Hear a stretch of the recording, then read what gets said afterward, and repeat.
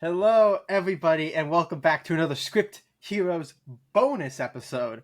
And in coinciding with, I believe, tomorrow's, or when you guys are watching this, actually, it'll be today's because I'm smart.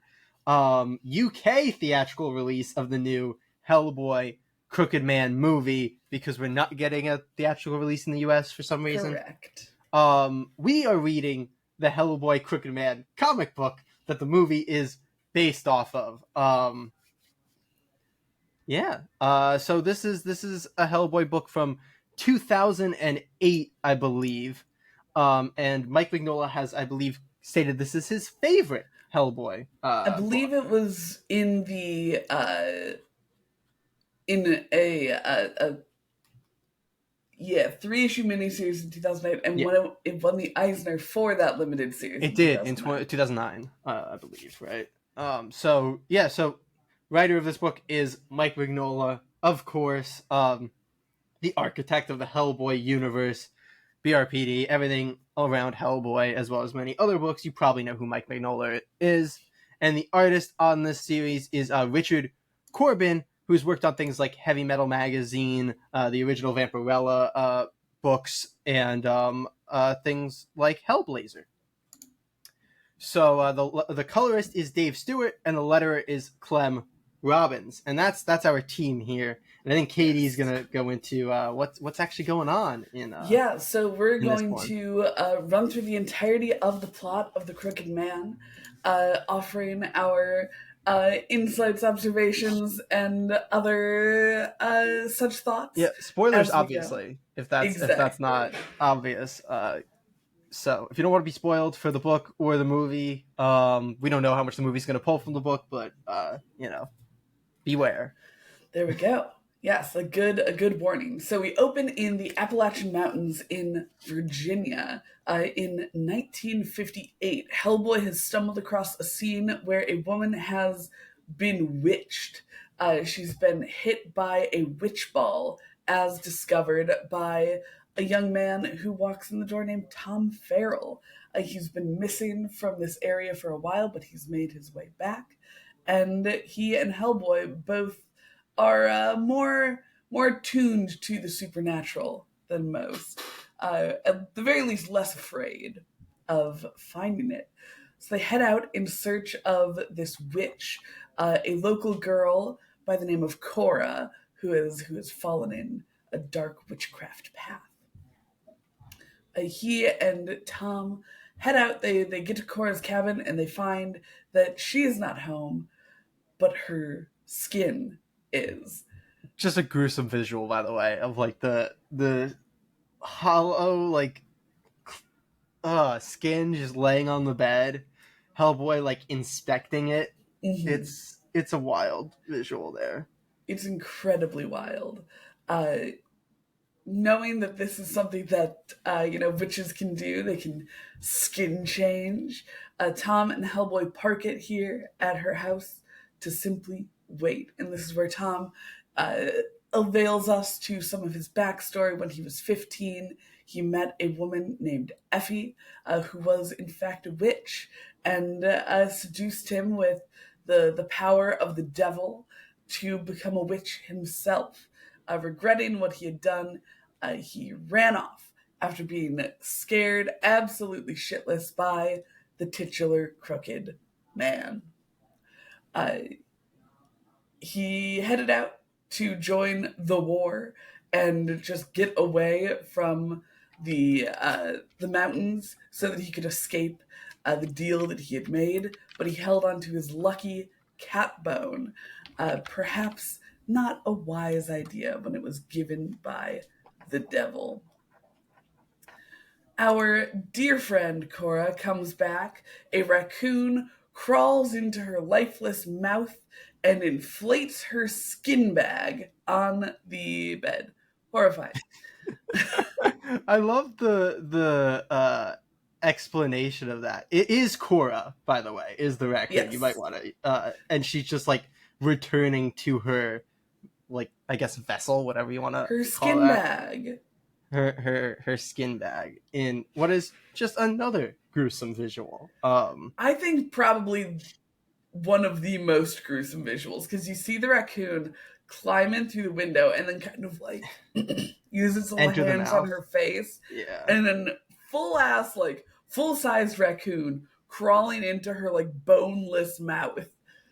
Yeah. It's It's horrifying. I think Cora has all of the like worst, most gruesome visuals in this She book. I think does. there's one later that is, in my opinion, a little more horrifying. Hmm. But yeah, I think I no. know the I one you're mean talking about, and I you think part kind of of what's getting me with yeah. this is the fur of the raccoon. Like the idea of that going into a mouth is just. Yeah, like it's rough, and that like you would kind of gloss over seeing the Crooked Man for the first time, but the Crooked Man is so horribly unsettling in this book, and I think that does a lot of what kind of gives it its It really does horror. But because it's just the Crooked Man is such a presence we in learn that he's the crooked best because of he was both worlds. hanged. So his like neck sits crooked on his body from where he was hanged. It's very spooky. They do a great job of like because it's already a book set in like the 50s. So you know you were jumping back in time even farther to like the settler era uh, and the Civil War era. And so he's in these kind of like fancy clothes with this very like old timey beard. Uh, Horrifying visage with like a blind eye and one very devilish eye. He's incredibly spooky. I too would run off and join the army if I made a deal with him. But yeah, Cora comes back in the form of this raccoon, reinflates her flesh bag, and I guess puts the bones back in it too.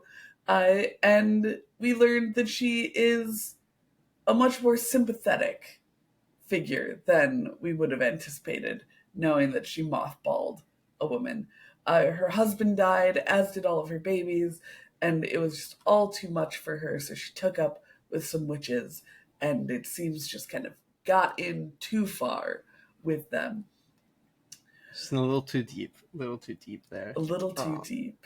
yeah, Which brings us our introduction to Effie, our kind in of the main present witch. anyway. Yeah, yeah. Yeah, She arrives upon an emaciated horrifying horse. horse. Yeah, it's a rough looking horse. She shares some words with Tom that certainly frighten us as the readers, but Tom has stayed strong, and she has the first introduction of our crooked man not being afraid of Hellboy, which is a little bit spooky. Like if I were a devil and there was a Hellboy afoot, I'd be afraid, but the crooked man is not. He's a man confident in his power, which leads it, us it, to a less horrifying image and more horrifying concept. The emaciated horse, she leaves it behind for Tom, and when he removes its bridle, it transforms back into his elderly father, who immediately dies. I don't know that I'd say that isn't a horrifying image. There's an image of like Tom like over his father, and like it is just a husk, and it's a little uncomfy. You Not know, gonna that's lie. super fair. I was more saying that we did. I would have been more horrified by like a reverse Animorph situation where like we see him in his partial horse state. We jump right to him being transformed. Yeah, Is no. you know, a I mean, blessing. I think Richard Corbin just like does a good job making everything feel a little Yes. uncanny. Like Effie herself just looks so weird Oh yeah. all the time with like her creepy smiles and her big eyes, and it's like, fuck, get out of here, man! Like I don't want to look at you. Yeah, he does a really, really good job of making things spooky. I think in the blurb before the comic, Mignola even says that there's nobody who draws like dilapidated churches better than this man, and it's like, you know what? That is aesthetically correct for this story and for describing his style. But so we learn that Tom's father did not drink himself to death. In fact, he was transformed into a horse and starved until his son returned. But now, with him him back. Tom takes it as his personal burden to bring his father to sanctified grounds so that he can be buried and set to rest. Uh, Naturally, Hellboy is tagging along for this, and less naturally, Tom enlists Cora to come as well, in the hopes that they can essentially barter for her soul back. Yeah. And so they begin on their long journey to a church. They have to go through a part of the Appalachian Mountains called the Hurricane. And not weather-wise, but, excitement-wise, a hurricane does come for them. They start passing by these old, abandoned mines that had collapsed, and the Melungian witches reside in there. A bunch of witches that went down to eat miners who found themselves trapped during a cave-in. They don't emerge themselves, I don't believe. They, through Cora, uh, burst forth all of these, like, vermin and insects, and I Yeah, feel like this was there's the a good visuals that I was name talking for about them, but, earlier. like, they're kind of When like I was like, plague creatures. I think these are a little more like we have her like inflating as these things are like I guess the vibe is they're being like teleported or like summoned inside of her, Yeah. and they actually take up the space that they do when they like are coming out of her mouth until too many of them are in there at once, and she just kabooms She into literally explodes in a gooey pile of centipedes and snakes and frogs frogs and and bats and bats. everything Ugh. in there. It's terrifying. It's weird. Hellboy's then like covered in them. It's fantastic visually. There's such a like cool page. This book doesn't get like too crazy with a lot of the page compositions. Like it's a lot Mhm. of I think standard like 5 to 6 panel pages that are kind of laid out how you would expect. But there is one page here after this that is just I want to say like 9 panels, something like that, in such a weird configuration as Hellboy's being submerged in Yeah. these creatures, and it's just one of the nicest pages in this book. Yeah, it's one of those really, like, kind of form factor things where he's being covered in these things and the panels are getting smaller and smaller as he's, like, kind of, given that claustrophobic feeling, and then we see the bugs, like, cover his eyes, and then there is just a blank panel to communicate that he has been buried by these vermin. Hellboy has a spooky flashback, which this is, I think, my favorite visual from the entire series. He's in the church where he was found as a little baby Hellboy, and a cloaked figure spins around, and it's a skeleton covered in these vermin again. And that turn of, like, the partial head turn, and then the page turn to, like, the massive panel with the visual of the vermin bursting out of the cloak was so gorgeously done. It's real nice, and like I think the vermin are like crawling out of the skeleton, so it's very reminiscent of Korra in a very cool way. And then we Mhm. flash back to the past, and always like falling backwards in like uh being startled, and it's just real well transitions there. Very Yeah, I nice. also want to give props to Mignola for this entire sequence. When things start to go wrong, there's a lot of, like, "Hey, we gotta run. Oh, Corey, you gotta fight it," and all that stuff. And then as soon as Cora explodes, it's full, like, panic mode, and the dialogue we're getting are like, yes, rah, as they're just fully overwhelmed. Until Hellboy, we love Hellboy and his, like, little zingers.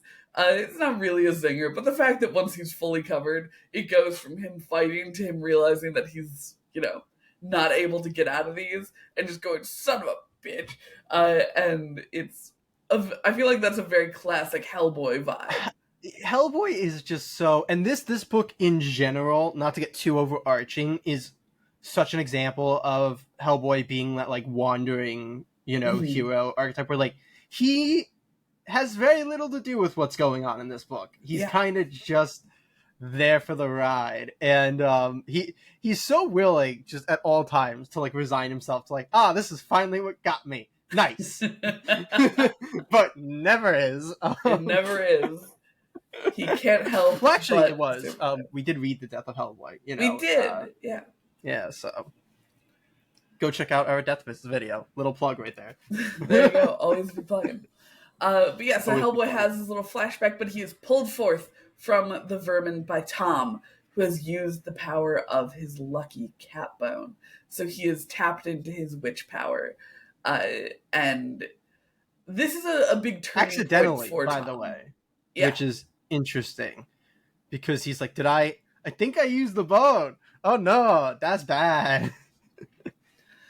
And it's a big turning point for him because it goes from him trying to save himself to him kind of resigning because he says, okay, I have used this like black magic, and so I will pay for it. Like he fully resigns himself to now being as bad as the other witches, which is a really interesting character turn for him. And yeah, he was done quite well. Like I think a lot of times we get, and Hellboy stories are always so well done, but I think one of the like spots where you could typically place a little bit of like maybe Hellboy doesn't do this great is I think a lot of stories give us like good Hellboy and then really good like characterization for the villains and the like antagonistic forces, but typically like the Hellboy's like buddy that he finds in whatever setting, who's like leading him through, doesn't get much in terms of like a plot arc or anything like that because it's more about Hellboy and the villains.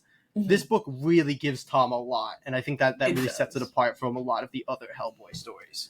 Yeah, and I think that it's I feel like of the Hellboy that I've read, you kind of get two types of Hellboy stories.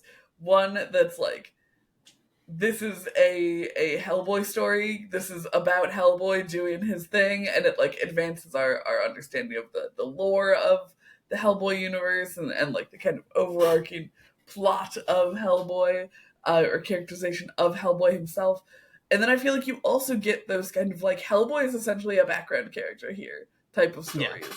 And this the is wandering definitely hero one of those type stories. Yeah. where Absolutely. he's there. There's not a page that goes by that doesn't have Hellboy on it. But like you said, he's not driving the action. He's kind of like there so that as these people, well, as Tom goes on his journey, he can help him and protect him because they're fighting on the same side, but it's not really Hellboy's journey that we're on. It's very much Tom's. 100%, absolutely. But yeah, they get pulled out of the vermin using the witch's magic. Hellboy tries to shoot Effie, but trying to shoot a witch, good luck. But they do Terrifying find their imagery, way. by the way. Just wanted to throw that out there. Another terrifying image of her. Yeah, like you said, she's got this spooky ass smile. I love that vibe for like witches in this world, in this setting, where it's like they're not like crooked, they're not like, but they still look fucking creepy, even when they're like supposed to be the like young attractive witch who like keeps the young attractive form. Like they're still terrifying in this book. Absolutely. such a well done visual. Again, the I think of the Hellboys I read, this might be like the kind of spookiest one. It's the most visually different from I think a lot of the books. Like it's not Corbin's not doing a Mignola impression. And I think a lot of artists are, and some of them are fantastic at it.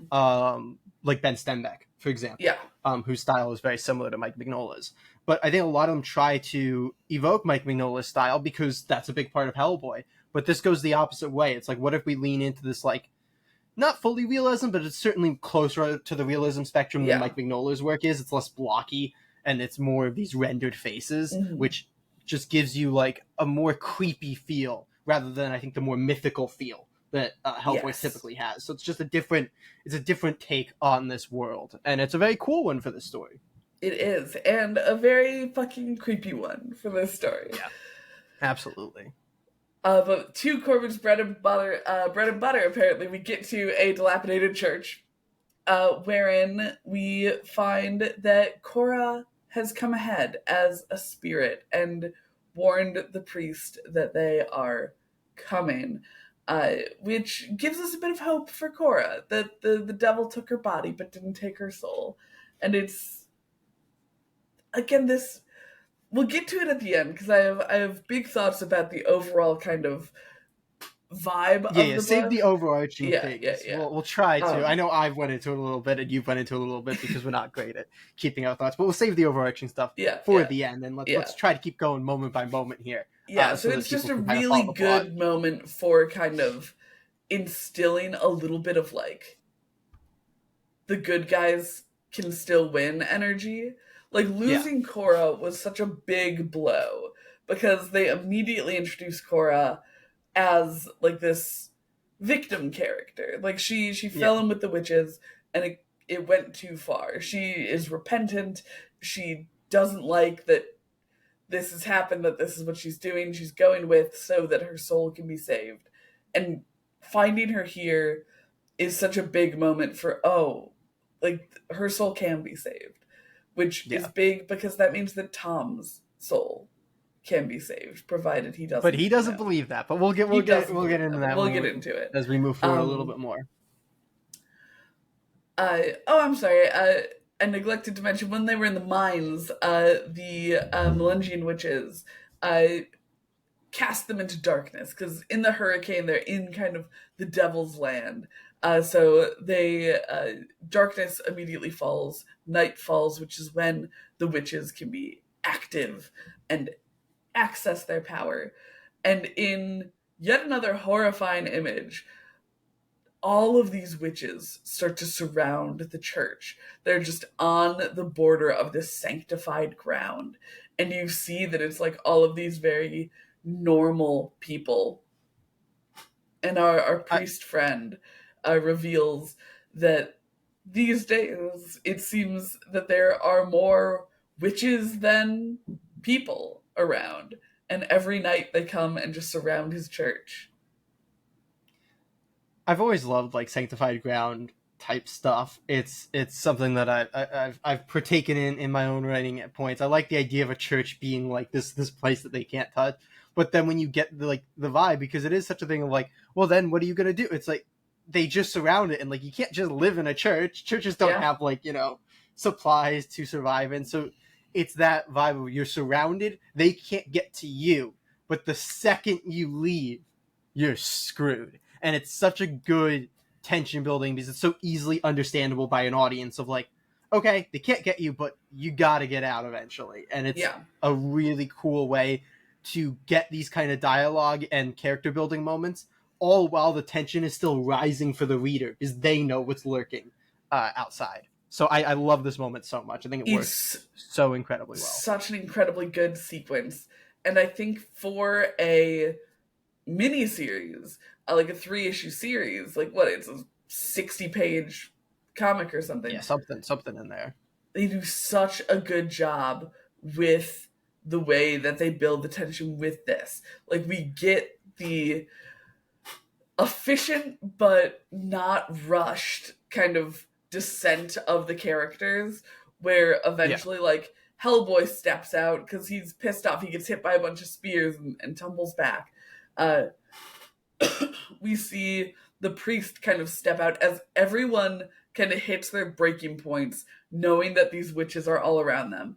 And it's something that I think could have gotten more page space if they needed to, but Mignola is so efficient with the way that he does He's his storytelling yeah. that he's I, able to pull it off so quickly without it feeling like it oh happened yeah. too fast or I anything. mean, this is still like 3 issues. It's not really a short story, but I think I've said on numerous occasions. I think Mike Mignola is the master of the short story in Oh yeah. comics. Like he is just so good at.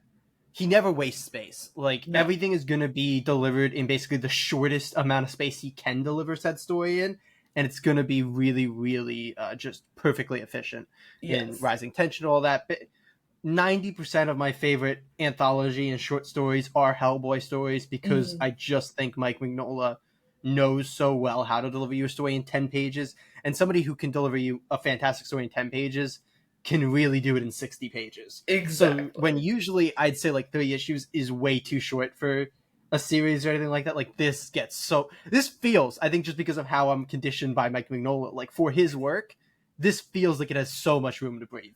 This feels like it Exactly. is so well fleshed out. And yeah, just got to give a lot of credit to that. You're absolutely right.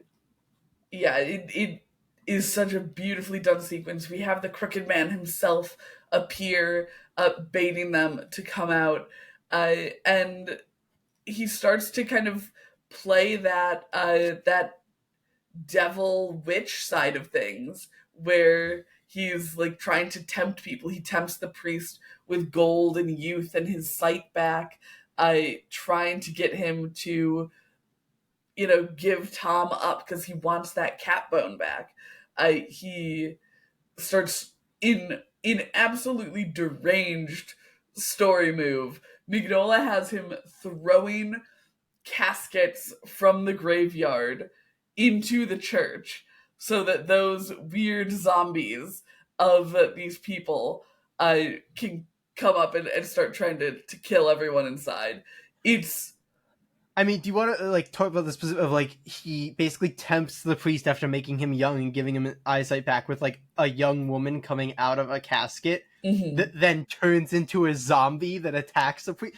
Like, what a cool sequence and visual that then gives us the priest like cursing and begging God to take away his eyesight again so he doesn't have to like see what's going on.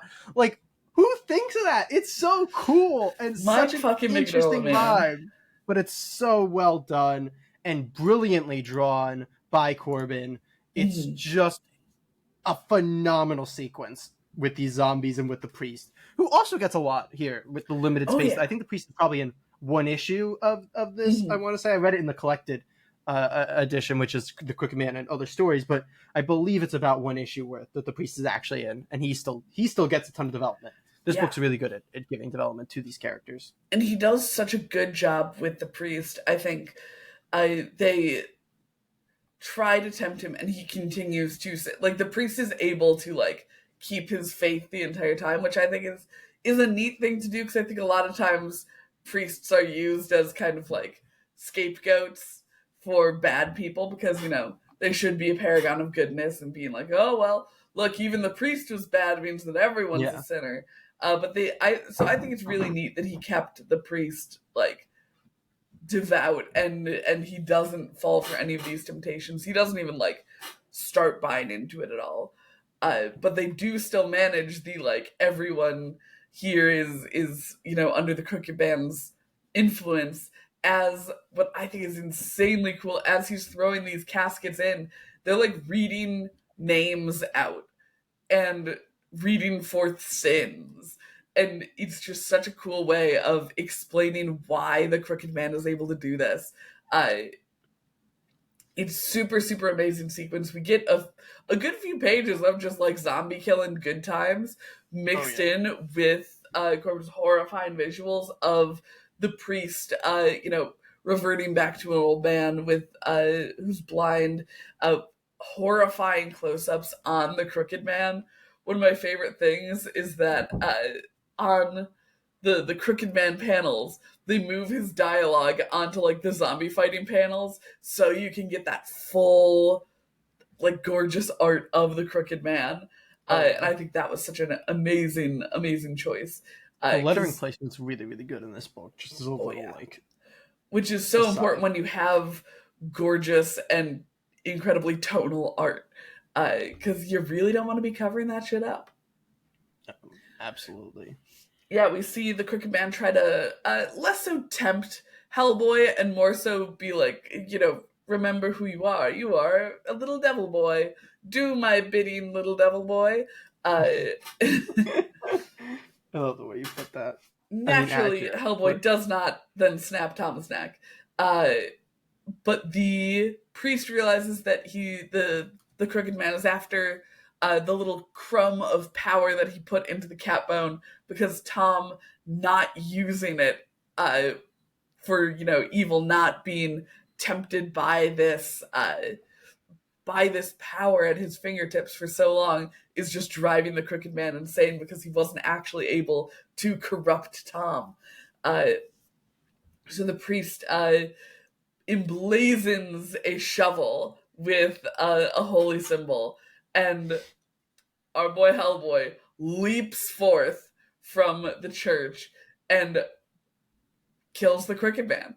The Yeah, Crooked just Man's as a, body. a quick aside, he I believe um uses he takes the bone from Tom and he uses that to emblaze in the Yeah, yeah. shovel with the holy symbol. So he's like using the Crooked Man's own power, Mm-hmm. which is like how that I guess works.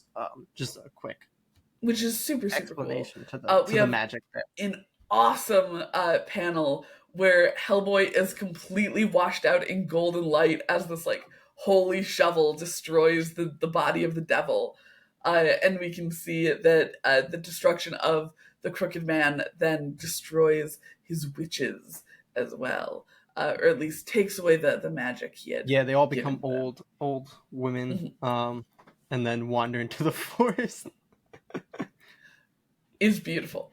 Uh, Yeah, we have a nice moment where Tom gets what he wants. He's able to bury his father. Uh, and it's incredibly sweet. There's a haunting image of the priest and Cora in her ghost form next to him as they promise to make a marker for her. Um, but Hellboy and Tom aren't done yet. They destroyed the body of the Crooked Man, but there's still more that remains. Kind of the Lovecraftian demon made of probably the best spines and explanation. eyes. Yeah, terrifying. Um, Yes. just hoarding a bunch of like coins to himself. Yes, hoarding these coins, which we know to be the souls of those he has taken.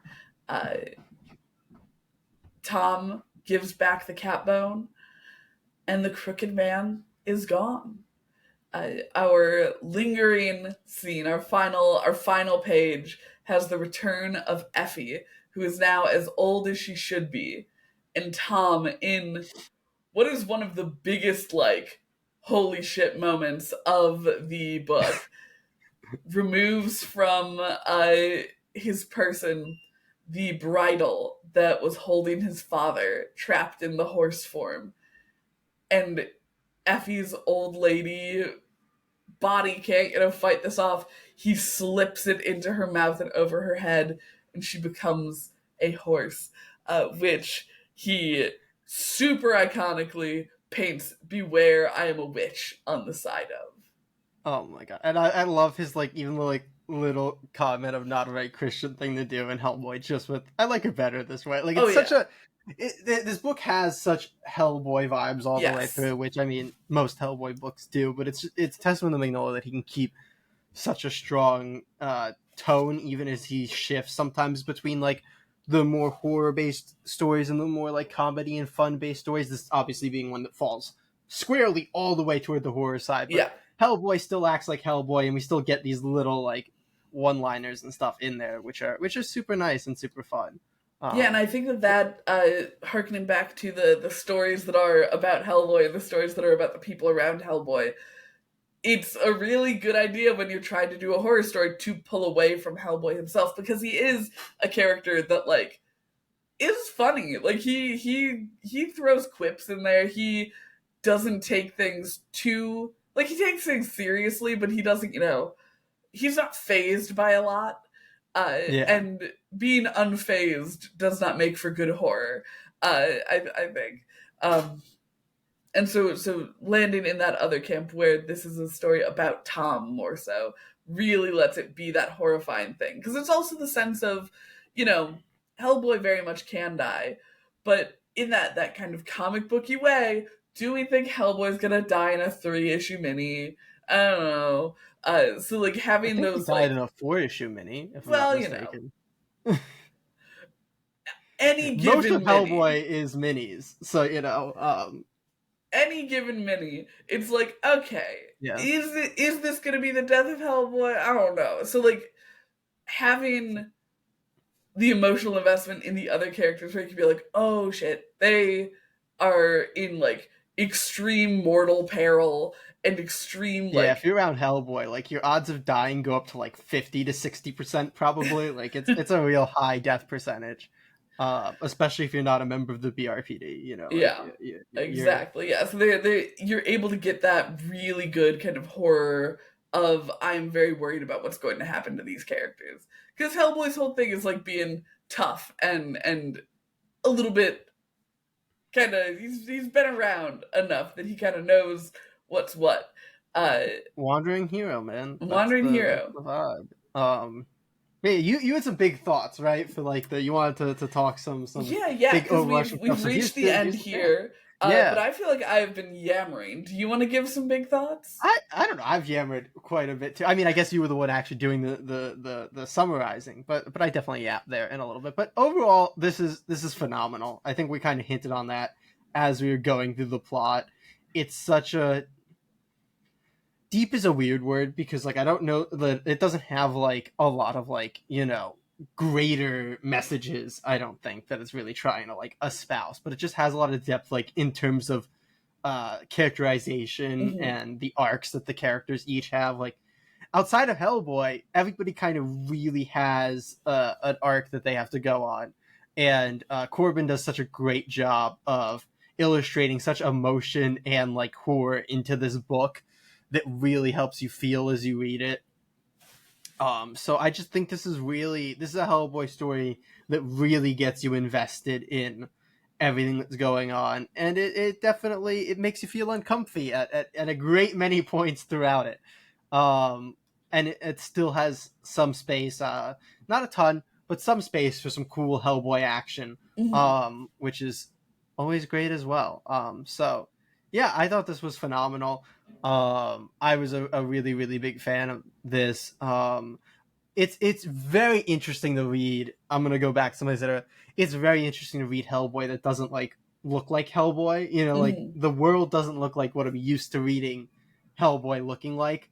Especially like we don't have the like bright yellows and like that like the even the coloring aesthetic is completely different from what Hellboy usually looks like.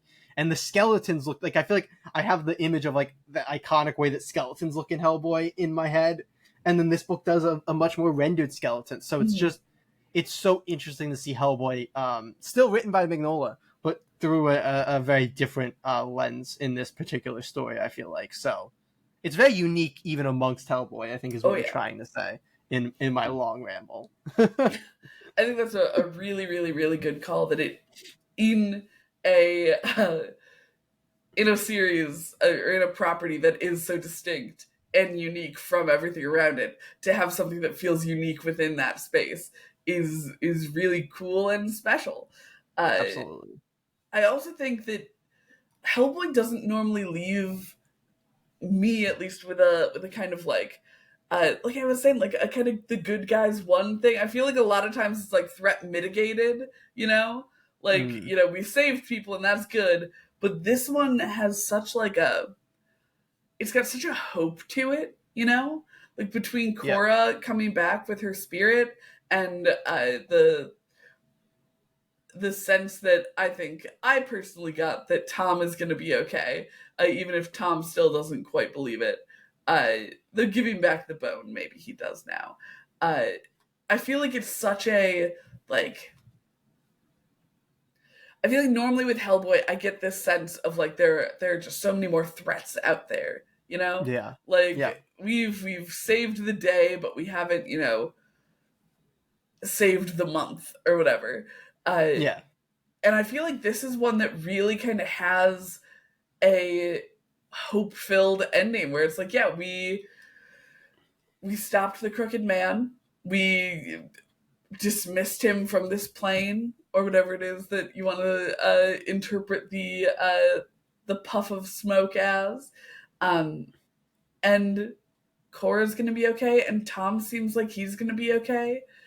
It's a I mean, Cora's really gonna be okay. Is like I mean, in a spiritual sense, sure. exactly in an She's eternal still way. she's still She's dead. still Like very she much did dead. still die. but in a book like this that's very focused on like the kind of what did I do with my soul, the fact that her soul Yeah, seems to be intact is like, I think, a really hopeful message yeah. and really delightful.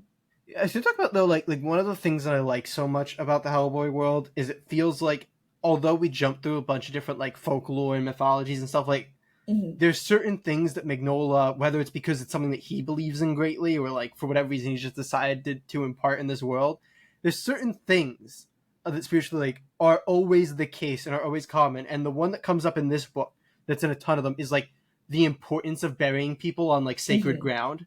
Like Mignola always makes that such an important. It's literally the entire point of the corpse. Like Right. one of the greatest Hellboy stories ever is literally just about trying to bury somebody in like a sacred burial place, and that's here. Like this is the whole journey of Tom being like, I have to bury my father on sacred ground. So it's such a cool. I really like that's like a No, I hard rule love in the that. Hellboy universe. That is super important, like for your soul and for your like moving on, and that being like a continued thread throughout all the mythology and folklore and stuff in Hellboy. I just love so much because it just so often comes back as like something the characters have to do. And like you said, like so often they don't win the day, and like their win is just burying somebody in like Yeah. sacred ground and being like, at least that person's okay. Yeah, it's absolutely gorgeous. It's such good Hellboy. Richard Corbin's art is horrifying in a way that just works so well. The like you've said, the way that he renders the emotion on faces. I've just had my page open to the last page since we finished the summary, and I'm just staring at Effie's face as he's like literally putting a horse bridle in her mouth, and it's so spooky looking. It's so like it's a little grotesque, like the way that he draws. I feel like grotesque kind of does the job for describing it. Yeah, And unsettling, grotesque, like a mhm, little uncanny, maybe. Like little is uncanny, another a good little one. uncanny. Yeah. Particularly for like the witches. I also think it's just so interesting to see Hellboy himself like rendered in a more like Right? realistic style, like where his muscles are actually illustrated and like his face actually smooth and like he's not just blocks. And like I Hmm. say that with such a love because Mike Mignola is one of the greatest artists to Yes. ever work in comics. The way that Hellboy usually looks and the way that his world usually looks is so incredible from an emotion perspective and from kind of a vibes perspective. But it's interesting to see Hellboy rendered like this for Oh once. yeah. Like I guess the vibe like what does Hellboy actually look like in his like world, like if it was real, when we get a movie, when we get a like Yeah. what should we actually be comparing those live action interpretations to, and this is a solid answer, to Agreed. that Yeah. question.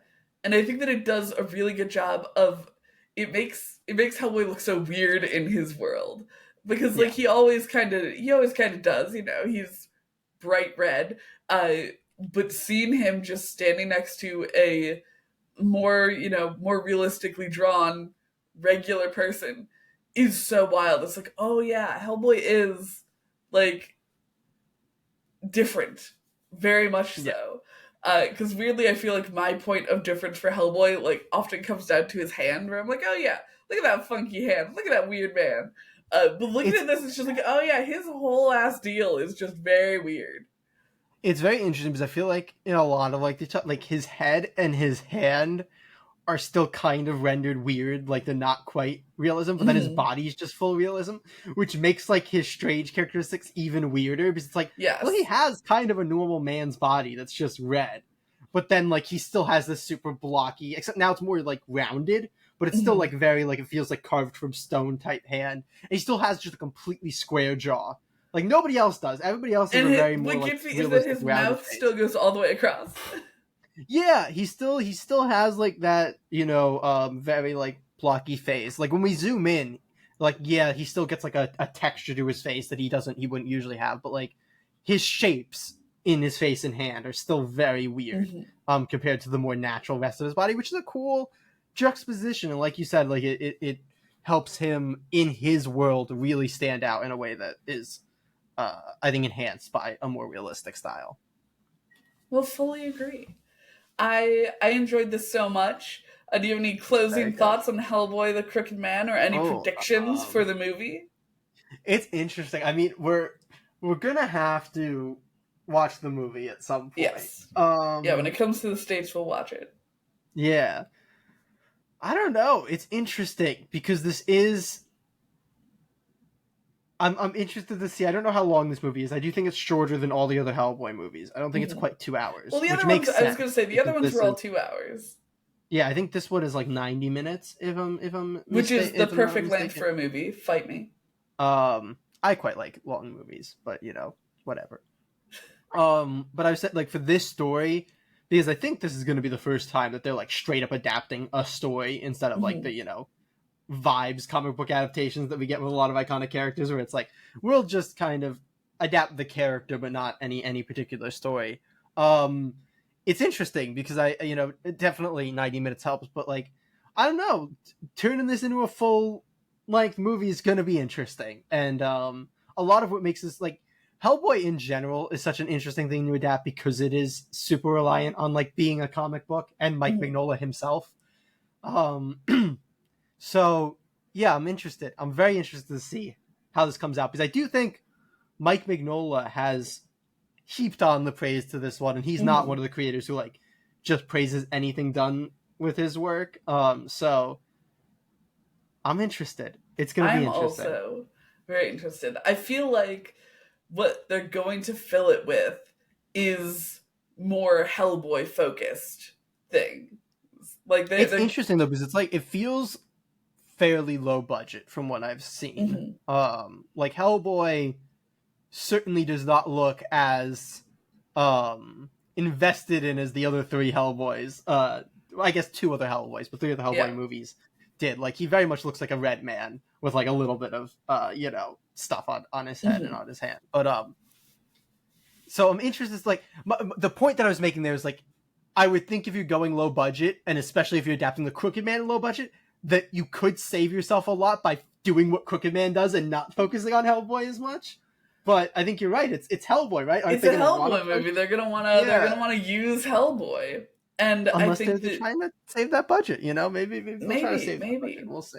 Do you My think we're gonna thought get a corpse is inflating? Do you think we're gonna get the corpse like the skin inflating in the movie like that scene? I I'm a Quarter little like worried if we do because I feel like that's something that if it's not done really, really well, could end up looking a little funny I'd as be okay if they opposed spent to like 30% of their budget on that one scene. Like right. it's It's very such a good important. scene to spend it on. Um, yeah, I bet they're gonna insert like a B plot essentially that has a connection between Hellboy and the Crooked Man, so that when Hellboy comes in and does the finishing blow, it's more so him finishing an arc than what we got here, which was super cool. Which is like, hey, Hellboy, buddy, Tom, you've been through the worst that you're gonna be through in life.